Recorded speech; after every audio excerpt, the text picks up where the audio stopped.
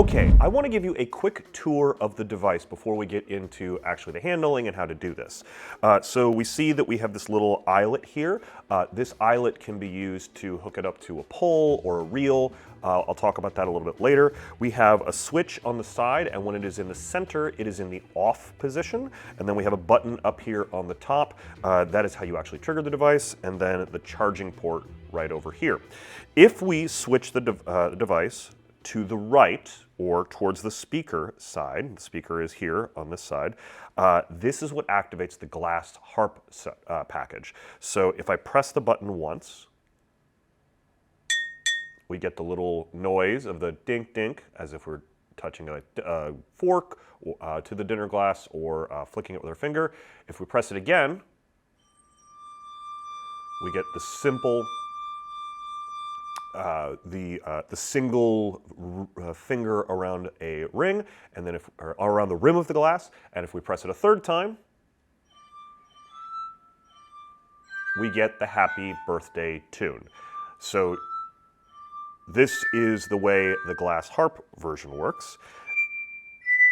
If I switch it back to the center, it automatically turns it off. Now there is a bonus feature. I'm going to run you through it real quick. If I switch it to the left or towards the little eyelet, we get coin noises. If we click it once, we get a coin falling into a glass or ceramic cup. Press it again, we get a second coin, and a third time, we get the shaking of change in a cup. There's all kinds of different ways you can use this and come up with your own fun routines. There is one thing I want to impart upon you here, and that is don't double click this button, because I'm going to go back to the glass harp version right here, but if I double click it, you hear no noise. But what that does is it advances through the sound effect. So if I click it again, we're going to hear the single glass tone. But you see how we didn't get the fork or the clicking or the clinking of the glass. And if I click it again twice, I'm effectively going through. What it's effectively doing is starting and then stopping the track. So now it cycles through those in order. So now I get the clink. And if I double click it, then I've effectively moved forward, and now it'll play Happy Birthday.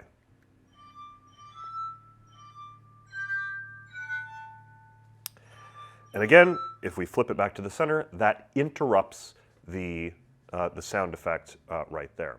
You also get this charging cable. It is important that you hang on to this charging cable because it has a very specific charging tip that you use. The battery on this and the connections are so small that you couldn't use like a standard USB-C or something like that. Use this. I have a power bank here that I'm just going to show you with. You can charge this with any sort of like standard wall USB charger, or you use a power bank. I have this power bank here, and I want to show you that when you go to charge it, you just take the little port and you plug it in right here on the side. When it's red like this, it's charging. Now my power bank here is going to sleep, so this isn't the best way to charge it. You want something that will provide continuous power. And when this is fully charged, this will be a sort of blue, like a light blue, almost green. We'll try and show you that a little bit later. But the SFX unit, you really only need to charge it for about 30-40 minutes before you use it. And the power is good to go for quite some time. So that's basically it. And then to use it, there are two directions on this switch. I'm just going to put this power bank away so we've got some room here. The first is if you switch it away from you and you press the button, you will hear the noise of a coin. We're going to go through this a little bit later. If you switch it back to the middle and then switch it towards you, towards the speaker end, when you press it, you'll hear the clinking of a glass. So those are the two things. There's a miser's dream function, which is sort of a bonus, but the main use of this is to make it so that it looks like you're playing a glass harp. Let's take a look at a live performance, and then I'll come back and walk you through all of the different ways to perform with SFX. Does anyone wish you happy birthday? Yes, a couple people. Okay, well, we have to do something special for your birthday, I think. Do you mind finishing? Can I use your glass? And I'm going to use this glass as well. And we'll get one more. There we go. Sorry, I don't know. This normally doesn't work with, usually you do this with wine glasses, right? But you would take this and you would like, yeah, there we go. All right, so.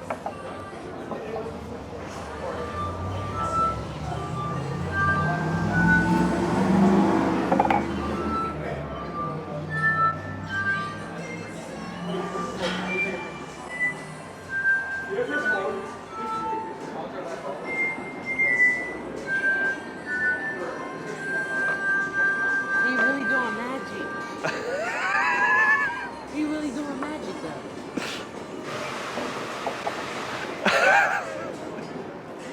Oh. You just told me happy birthday with 5 glasses.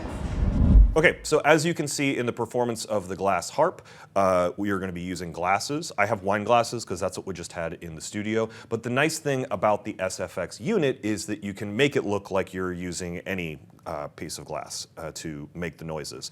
Wine glasses are what are traditionally used in the glass harp, and you make different tones by filling the glass to different levels of water. If you just wet your finger and hold the base of a glass and run your finger around, it will make a tone. A thinner glass is usually better, but as you saw in the performance, I'm just grabbing bottles and cups and glasses and setting them up like that. So in order to perform, you are going to switch the switch towards the speaker end of the unit, and you're going to hide it in your hand. You don't really need to have the speaker facing one way or the other. You just need to be able to get a hold of the button with your thumb. So the first thing you're going to do is you're going to run through the different noises so that you know about how long. Because basically what you're doing here is you're syncing your movements to the noises. You can use a fork if you want to, or a coin to do the first clink thing, but I also like to just make it look like I hit it with my hand. So I press the button, and then try not to hit it when you actually go for it, because you don't want the real noise to mix with the noise on here.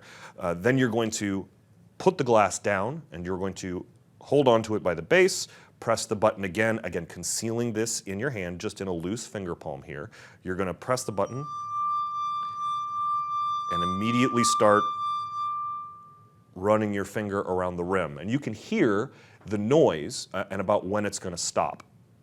Finally, to end the piece, what you'll do is you will trigger it once again. And I just want to point out how I'm triggering it. I'm not doing it with my thumb. I'm actually doing it with my ring finger. See, because I can keep my hands so that they look relatively empty with this loose finger palm, but I can trigger the device with my my ring finger right here, or middle finger, whichever one is more comfortable for you. But for the last one, what I recommend doing is practicing this at home. You want to get used to the happy birthday song. I recommend just playing around with this, and you can kind of hear when there are 2 glasses being played versus 1 glass. So it looks like this.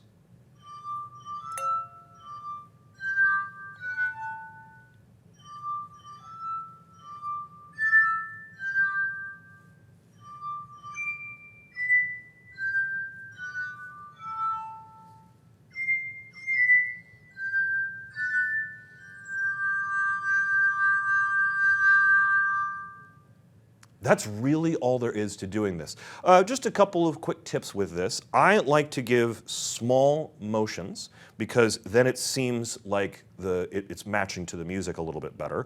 I'm not holding down each one as I go because this tune genuinely can be played on the glass harp if you're very accomplished at it, and you do need multiple glasses to get the right tones to hit at the right time.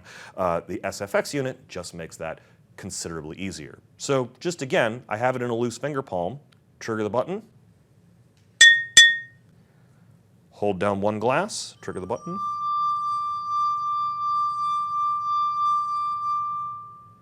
and then trigger it 1 more time after I've got a bunch of glasses down, and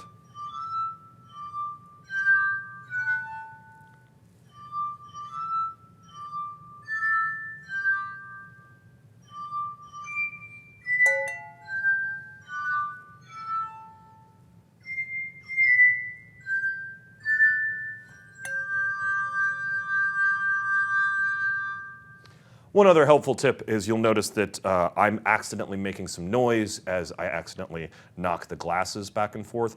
I'm on kind of a small tutorial table here, so generally you want the glasses a little bit wider apart and maybe staggered a little bit. That way there's no chance that you could accidentally run them into one another. And obviously if you're working with glass, be careful. Try not to be too enthusiastic and knock stuff over, A, because you don't want to spill things everywhere, and B, you don't want to break the glass. But just practice it, just do it a couple of times, and you will get used to the way, the slight delay in between when you press the button and when it starts, and the actual pattern of the happy birthday. That is really all there is to playing the glass harp with the SFX unit. Okay, a couple things. Like I mentioned earlier, there are a couple of different ways to ditch it. So once you have it palmed in your hand, you can just casually put your hands in your pocket and then leave it there. Sometimes what I like to do is actually put it in my back pocket because I can ditch it that way. Be careful if you put it in either of your pockets to try and put it so that the button is facing sideways in your pocket. If you put it in facing your body or the button away from your body, the button can accidentally trigger and then suddenly you're making noise when you shouldn't. Also, I wanted to address this little hole right here. My preferred way of using the SFX unit is just to have it in my hand, do whatever I need to do, and then casually put it in my pocket or ditch it in my jacket or something like that. However, there are a lot of people who like to use a pull or a reel. So what you can do is get a piece of elastic cord, thread it through here, put it on a safety pin, and then pin it up into your jacket or up your sleeve so that you can have this in your hand and then open your hands, let it slide up. Alternatively, I wanted to show you this because I prefer a reel to a pull. This is just a badge reel that I got on Amazon. There is no special things to this. The only thing I did was I took a loop of fishing line and I tied it around the end rather than the traditional clip that you would see for like a name tag badge or something like that.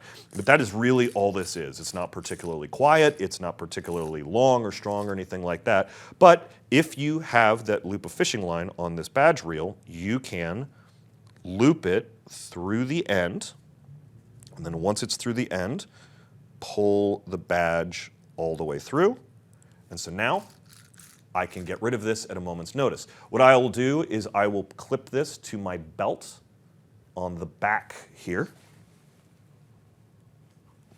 Clip this onto my belt. Now my shirt can just hang down and cover it, and I can take the SFX unit into my hand, do anything I need to do. I will warn you, this is more limiting on the movement. However, I can come back, let go, and now the SFX unit is back hidden. So it restricts mobility a little bit, but it is a much cleaner way to do it if you just want to let go and have it vanish. So you can get a badge reel or an elastic cord if you want to do it that way. That is just a little extra feature designed in there for you. Thank you so much for purchasing SFX by Penguin Magic. Hope you have a lot of fun with it. We've definitely been having fun with it out in bars and restaurants. It's a great way to sort of celebrate someone's birthday and make it seem a little extra special. If you're behind a bar, like I said, this is a very popular effect in Japan at magic bars where they bring a cake for someone to celebrate, and then you can play somebody's happy birthday for somebody. I typically don't really do this as a magical effect. It's kind of more of a gag. It more lives in a gag. Speaking of gags, if you like musical or audible gags, you should definitely check out The Invisible Harmonica by Fabian Roubaud. It definitely lives in the same vein as this. Super fun to play with. Do me a favor, please leave a review down below. That helps other people find great magic that's perfect for them. Thanks again for watching, and as always, we'll see you next time.